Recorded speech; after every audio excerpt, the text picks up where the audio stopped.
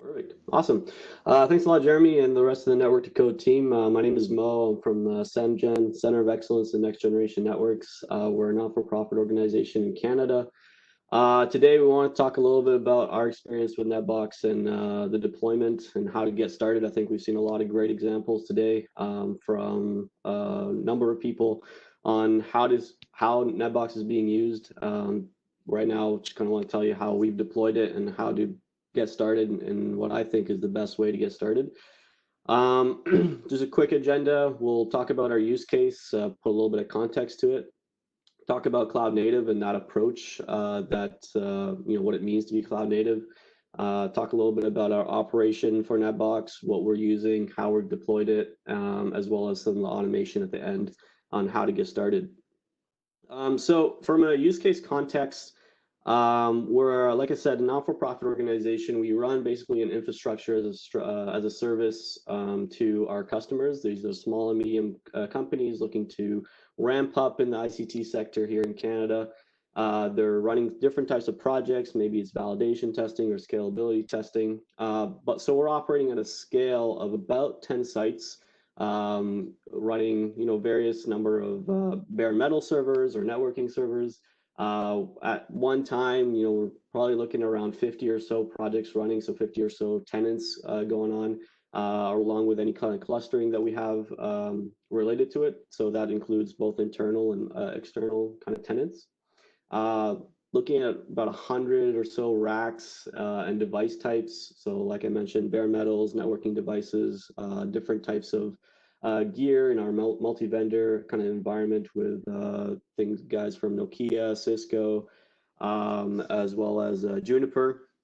And then we're also looking at a scale of like thousands of devices, cable connection, interfaces. We're keeping track of where everything is connected, obviously, because we're, for the most part, especially now, we're working all remotely. So it's obviously very helpful to have that as a reference.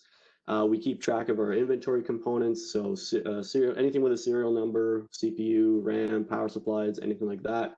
And we also leverage the secrets functionality. I know there was a question around that. We use the NetBox secrets, and we're excited to hear from Jeremy's talk this morning that that's going to be expanded to the rest of the component, or to slowly expand to the rest of the components outside of the devices. So we're interested to see what that's all about. And obviously, we're networking. We have networking requirements and networking components in our environment. So keeping track of IP addresses and VLANs is very important. But you'll notice we're taking a cloud native approach. And what that means is basically breaking down this monolithic architecture. And I believe someone mentioned it earlier this morning, breaking it down into smaller bite-sized components so we're more easily able to scale it. And that's where the microservice approach really comes in. You have the NetBox application all by itself, the database, the cache, and everything kind of in between, all being separated out. And that allows us to break down this what could be a complicated application, in this case NetBox, in terms of the deployment. We've seen a lot of kind of mailing list issues and just basically just how to get started and some issues in the setup. So we're leveraging here the NetBox Docker image that's been very awesomely maintained by the community as a way to conveniently and portably just run the NetBox appliance and not have to worry too much about the installation and the dependencies, because all of that is packaged up in the container environment, and that just provides us with a deployment consistency that we're able to replicate in our staging environment as well as our production and across clusters. And as we start to break things down into these different containers and multiple services, microservices, we're using Kubernetes as the container orchestrator. And it's kind of really become the de facto standard as the helmsman or the captain of the ship, basically, with all the containers on top of it. It's a very powerful orchestration tool that's allowing us to roll out any new feature changes or new updates. I know that pace has picked up over the last little bit, thanks to the rest of the team there. So we're very excited to just easily, change one line to switch from one image or version to another. As well as providing some self-healing capabilities. So if a node was to go down, we still maintain the appropriate amount of NetBox availability. So let's dive in kind of about the deployment, because it kind of gets a little complicated. So starting out with just the Kubernetes, obviously we have a Kubernetes cluster. There's master and workers, master nodes and worker nodes running control plane and data plane respectively. There's lots of components here, and we won't dive into it too much. But the scheduler, the KV store to maintain state, all that is running in the background. But within it, we have a namespace deployed for the NetBox application, and this is a logical separator between different types of resources that we have deployed in our cluster. Our cluster doesn't just have NetBox on it; it has file sharing services, collaboration tools, other infrastructure services, automation tools. So NetBox is its own kind of namespace, isolated from everyone else, so there's no information leakage or anything like that. And then we're able to apply different types of resources and constrictions or restrictions on that namespace or on the application alike, but things like a network policy to allow certain amount of traffic or certain types of traffic to get to the application, kind of lock things down. We're able to limit things, going back to, I believe it was Greg's talk around budgets. When we have constraints in terms of actually monetary values and we're running this in a public cloud environment, then you might want to set limits on how much spending you will kind of want to accumulate for this specific application. And then from a quota or request perspective, we're able to specify, give it a guarantee on how much we can actually allocate to this application. We run this in our own on-premise self-managed Kubernetes cluster, but you're able to obviously deploy this anywhere that is able to deploy containers, basically. So within this namespace, we have the NetBox application, obviously. We apply a deployment resource, which is basically, in the background, it's spawning a replica set. And in this manifest, it's just a YAML manifest. So again, going back to that infrastructure as code perspective, we're able to specify the name of the application, some metadata information, as well as the container image, and the number of containers we want to run at one time. And these containers in Kubernetes world are called pods. A pod can be one or more containers of tightly coupled applications. In this case, we have a NetBox pod. And the replica set will ensure that we have 3 running at one time, giving us that highly redundant environment that we're looking for.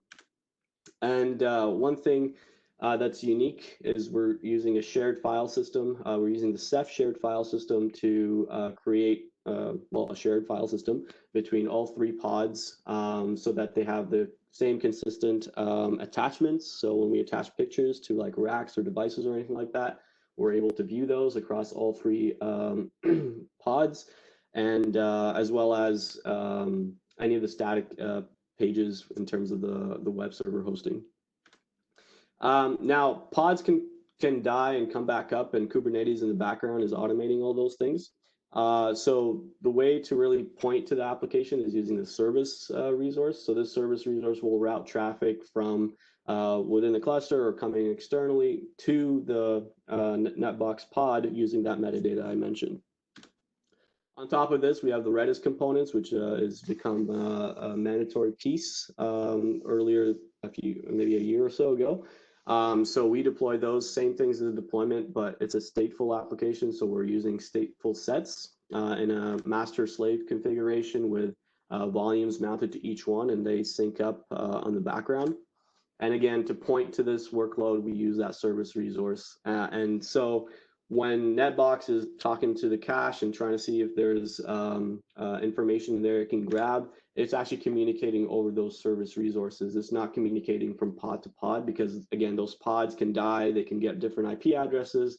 We don't really care about the pods. We care about the service. And likewise, for the Postgres pieces, we're able to deploy that as well and use that service so they're all talking together there. And then finally, to route traffic inside the cluster, we use the Ingress resource.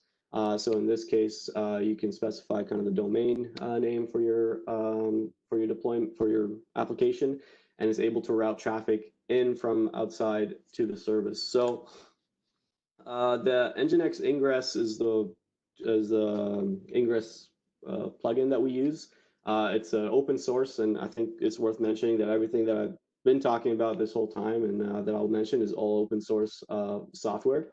Nginx Ingress is basically the reverse proxy into the cluster. We use Cert Manager, which is a cloud native way to deploy SSL certificates, so you don't have to worry about managing your own SSL certificates. We use the Let's Encrypt provider, so every 90 days those certificates expire, but Cert Manager manages the renewal process. So every 60 days before they expire, they automatically renew. So that provides us with a great way to operate our cluster. We use the Rook Ceph storage provider as a way to, the Rook operator allows us to, again, cloud natively deploy Ceph, which is a resilient and distributed storage file system. Like I mentioned, we use a shared file system in certain instances. There are other things we can dive into here, but it's moving into the monitoring pieces. There's built-in monitoring to all these pieces, the Ingress, on NetBox Django metrics that was exposed maybe in 2.6 or 2.7 a while ago. So that's been very interesting for us to scrape. We use Prometheus and for actually scraping those metrics, and Grafana to display those. And if we take a look quickly at some dashboard examples, on the top left, we have actual monitoring on the NetBox service. So if one of those pods go down, it'll just spin back up. We'll see any kind of request traffic coming in, response codes, usage, and memory for both CPU and memory. So just quickly touching on the NetBox automation pieces, I know there was a couple of questions on how do you actually get past like the first step, which is populating information into NetBox. And Greg put a great kind of title of automating the mundane, and you don't really want to spend your time just getting these servers and manually clicking through, and that's where the APIs really shine. So this is really just at the beginning of your adoption to NetBox, and whenever you're introducing a new server or a new networking device, if you're doing it like in bulk, we leverage the Redfish APIs as well as Paramico as the automation library for networking devices. They allow us to query these devices automatically. And using PyNetBox, which has been mentioned a couple of times, is a great project to allow us to automate the Python and API calls to NetBox.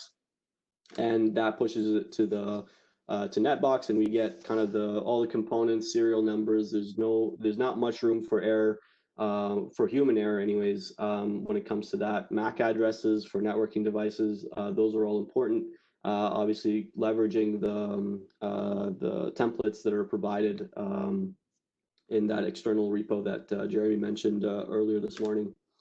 And then on the flip side, once you have your devices in, as you've seen with a number of the presentations today, we obviously also use NetBox as a source of truth, leveraging the API calls, and again, PyNetBox, we're able to generate templates that we can then push to our switches, routers, bare metal servers if we need it. And we are also able, because it's just RESTful API calls, we're able to use Atlassian plugins to just query NetBox directly for anything that we need from a dashboarding perspective, whether it's capacity or projects that they're executing on the way. NetBox is updated, and then the view is updated as well through the API calls. So I know I went through a lot of slides very quickly. I will make the slides available. There are resources in the notes. Please encourage you guys to check them out. We have, if you know anyone that's active in any Canadian or innovative ICT solution here in Canada, please feel free to reach out. We've also open sourced the sample manifest for Kubernetes deployments. I believe that's linked as well under community contributions. We open sourced that back in September. And yeah, we hope to hear from you. And please, I'll stick around to the Q&A panel as well to see if there's any questions related to the Docker images or to the container orchestration tools. And I believe I hit the 15-minute mark, so that's good. Yes, excellent timing. Thank you. No problem. There was one question that popped up in chat. I'm not actually sure, reading through the history, if it was intended for you. It was, do you have more details on how to set that up in Kubernetes? Paul, I'm not sure if that was directed toward Mo or another speaker. Yeah, so we, like I said, like I mentioned, the GitHub repo is available. I know it's the last time we updated was for 2.7 build, earlier 2.7 build, but I will like I said, share that in the slides as well.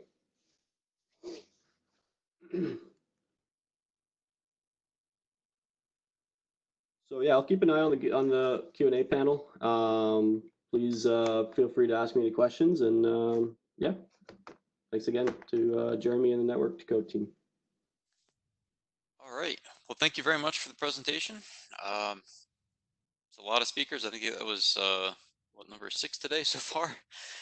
Great. So excellent stuff so far. Thanks again, Mo.